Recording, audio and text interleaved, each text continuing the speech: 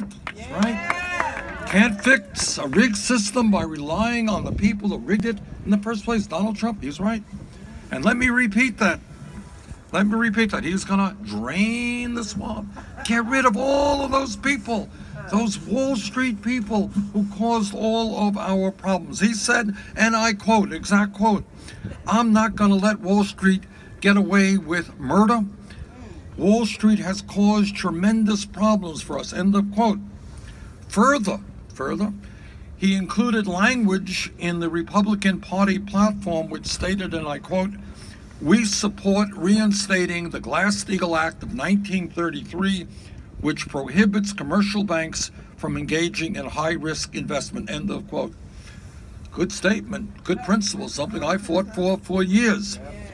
Donald Trump said he was the only person in America, the only one, who could take on a corrupt political and economic establishment. He said, and I quote, "We are going to send the special interest packing, and we are going to once again have a government of, by, and for the people." That's Donald Trump. Wow, that is pretty powerful language. This is a guy, finally, we got somebody in the White House going to stand up for working people. He's going to take on Wall Street. He's going to take on all of the big money interests in this country.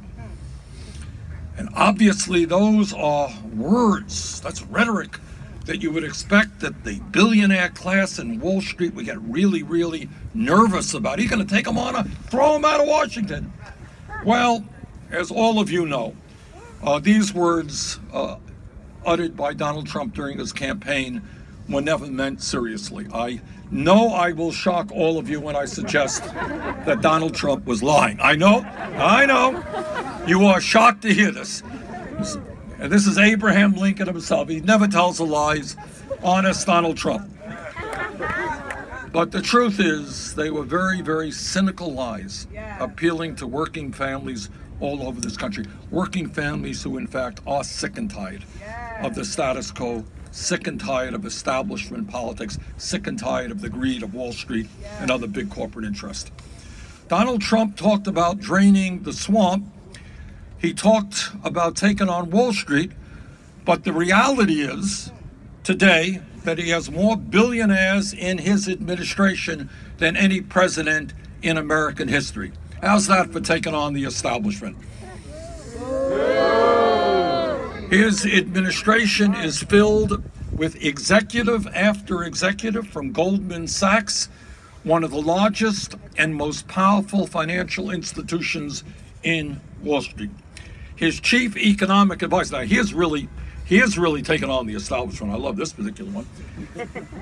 He has taken on the establishment by appointing Gary Cohn as his chief economic advisor. Now, Gary Cohn was the president of Goldman Sachs, perhaps the most politically connected Wall Street financial institution.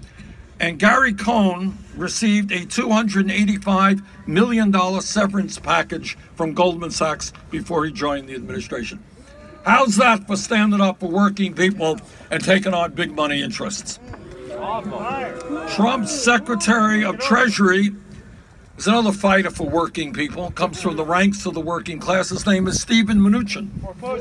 Mnuchin worked at Goldman Sachs for 17 years and is known as the foreclosure king for aggressively kicking 36,000 people out of their homes during the financial crisis. That's another fighter for working people.